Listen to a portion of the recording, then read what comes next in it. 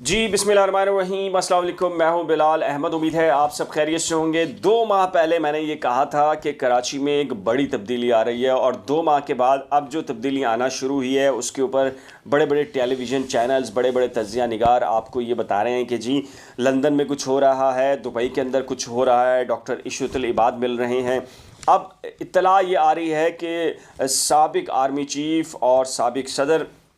General retired Parvez Musharraf भी इन हो गए हैं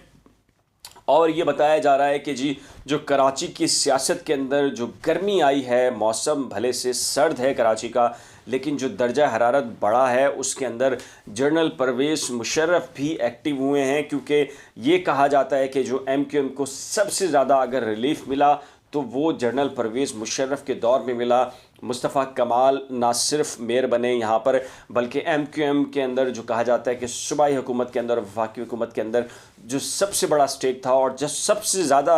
बाख्तियार अगर MQM कभी रही तो वो जनरल परवेज़ मुशर्रफ के दौर में रही। तो बताया जाता है कि कराची की सियासत, उर्दू बोलने वाले महाजरों की सियासत से मुतल्लिक जनरल परवेज़ मुशर्रफ के लिए MQM नरम गोशा रखती थी और कहा जाता है कि MQM के लिए जनरल परवेज़ मुशर्रफ नरम गोशा रखते थे। तो अब उसका ये हुआ है कि जो कराची के अंदर जो महरूमियाँ हैं और जो समझा जा रहा है उर्दू बोलने वालों की जानिब से, और ख़ासकर जो MQM की नुमाइंदगी करने वाले लोग थे और जो तबकात थे उनकी जानिब से ये कहा जा रहा है कि कराची की सियासत में जो खला आ चुका है और जिसका नाजायज़ फ़ायदा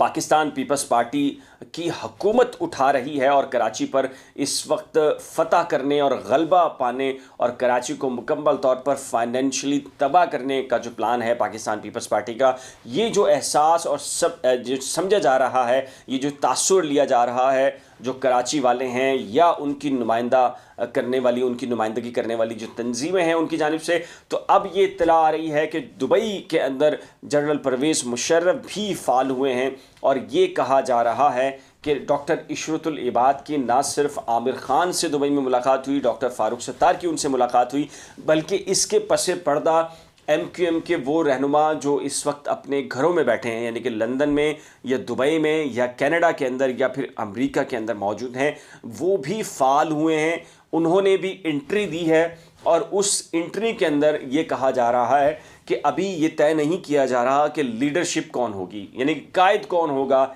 सरबरा कौन होगा जो MQM या MQM थर्ड्स की जो भी तंजीम बनती है कराची में कराची वालों की नुमाइंदगी करने के लिए। लेकिन फ़िलहाल ये तय किया जा रहा है कि वो कौन कौन से पॉइंट्स हैं जिनकी बुनियादों पर लोगों को जमा किया जाए। इसीलिए आपने देखा कि मैंने जो 2 महीने पहले ये व्लॉग्स किए थे कि और ये बताया था कि ऐसा ही होगा। क्यों होगा? उसकी बुनियादी वजह यह है कि जो कराची की सियासत है और जो पूरे अंदरूने सिंध की सियासत है, यानी कि दही सिंध और जो शहरी सिंध की सियासत है, उसके अंदर जो लसानी अकाइयाँ थीं उसमें अदम तवाज़ुन कायम हुआ है। उसके नतीजे के अंदर एक जगह पर यह तासुर पैदा हुआ है कि कराची को फ़तह कर लिया जाए और दूसरी जगह पर यह तासुर पैदा हुआ है कि शायद उन्हें मुकम्मल तौर पर तबाह करने का प्लान किया जा रहा है। तो इसलिए जो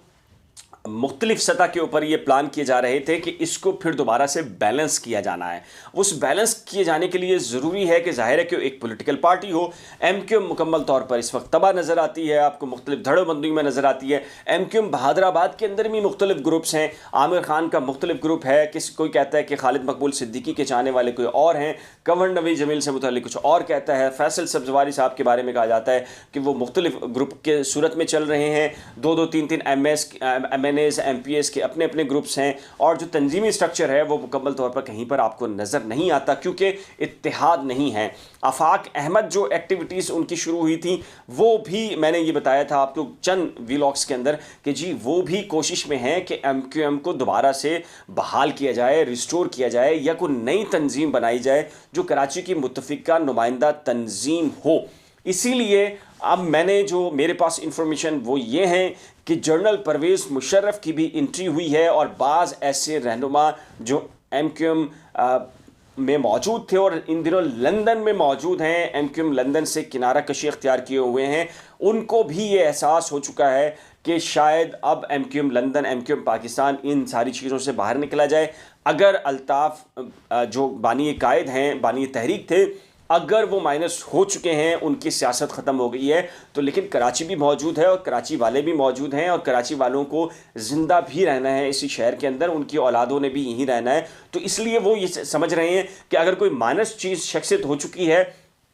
तो भले से हो चुकी है, लेकिन चूंकि अब कराची ने भी रहना है, कराची ने भी चलना है, कराची वालों ने भी चलना है, तो इसलिए ज़रूरत है कोई नया प्लेटफॉर्म बनाया जाए या दोबारा से MQM को गैदर किया जाए। इसीलिए जनरल परवेज़ मुशर्रफ की जो एंट्री हुई है, उसके जो मेरी इत्तलात हैं दुबई में, वो सरगर्मियाँ भी होना शुरू हो चुकी हैं। कुछ SOPs तय किए जा रहे हैं कि वो स्ट्रक्चर क्या होगा, कौन कौन से स्ट्रक्चर के अंदर लोग फिट होते हैं, ये फिर बाद में देखा जा रहा है कि जी मिसाल के तौर पे डॉक्टर फ़ारूक सत्तार की जगह उस सेटअप के अंदर बनती है या नहीं बनती, आमिर खान की उस सेटअप में गुंजाइश बनेगी या नहीं बनेगी, PSP से अगर लीडरशिप को लिया जाए, कारकुनान को लिया जाए, तो जो PSP की मौजूदा क़यादत है उसमें से कौन कौन सी शख्सियत है जो नए सेटअप का पार्ट बन सकती है और सबके लिए काबिल कबूल हो सकती है या नहीं हो सकती, और जो होगा काबिल कबूल वो यहाँ पर रहेगा, और जो काबिल कबूल नहीं होगा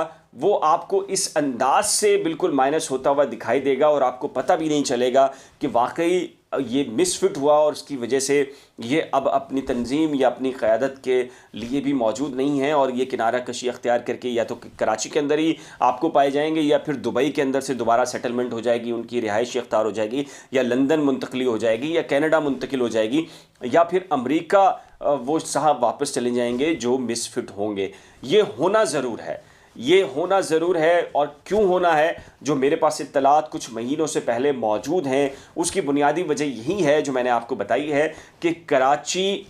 और जो शहरी सिंध है उसके अंदर ये महरूमी अब जो पैदा की गई है पाकिस्तान पीपल्स पार्टी की जानिब से। मैंने आपको बताया था कि 21,000 जो मुलाजमतों से मामला था वो ही नहीं, बल्कि इससे पहले भी बड़े पैमाने के ऊपर जो मुलाजमतें दी गई हैं जो पूरे सिंध के अंदर, उनके अंदर जो शहरी कोटा पहले ही कम है वो भी उनसे छीन लिया गया, और जो लाड़काना से जो अपॉइंटमेंट्स आती हैं, लाड़काना से जो फैसले आते हैं, उसके नतीजे के अंदर मसला ये नहीं है कि जो लाड़काना से अपॉइंटमेंट्स आ रहे हैं कि वो मेरिट के ऊपर है, मसला ये है कि वो मेरिट के ऊपर बिल्कुल नहीं है। यानी कि वो जो इंजीनियर्स, डॉक्टर, प्रोफेसर्स या जो बिल्कुल नीचे ग्रेड्स के ऊपर जो लोग आ रहे हैं, कमिश्नर्स, डिप्टी कमिश्नर्स, या उससे भी निचली सतह के ऊपर जो लोग आ रहे हैं, उनका बुनियादी जो कॉज है अपॉइंटमेंट्स का, वो लोगों को सर्व करना हरगिज़ नहीं है, लोगों की खिदमत करना हरगिज़ नहीं है, क्योंकि वो भारी भरकम रकमें अदा करने के बाद वो पोस्टें हासिल कर रहे हैं, तो वो अंधाधुंध इस वक्त कमाई में लगे हुए हैं। और कमाई का मतलब ये है कि कराची को मुकम्मल तौर पर फाइनेंशियली तौर के ऊपर मुकम्मल तौर पर लूट लिया जाए, ये बुनियादी वजह है, और यही बुनियादी वजह है जो एक नया सेटअप तैयार किया जा रहा है। चंद दिन की बात है, मैंने चंद महीने पहले बताई थी और शायद अब ये चंद दिन की बात है। इस सिलसिले में जो भी अपडेट्स होगी उस अपडेट से भी आपको मुसलसल आगाह करता रहूँगा। अगर ये व्लॉग पसंद आए तो इस प्लीज़ मालूमात के लिए, आगाही के लिए शेयर कीजिएगा। अगर आपने मेरे यूट्यूब चैनल को अभी तक सब्सक्राइब नहीं किया तो बराए करम सब्सक्राइब कर लीजिएगा, और बहुत सारी इन्फॉर्मेशन है जो अगले व्लॉग्स में आने वाली हैं। अल्लाह हाफिज़।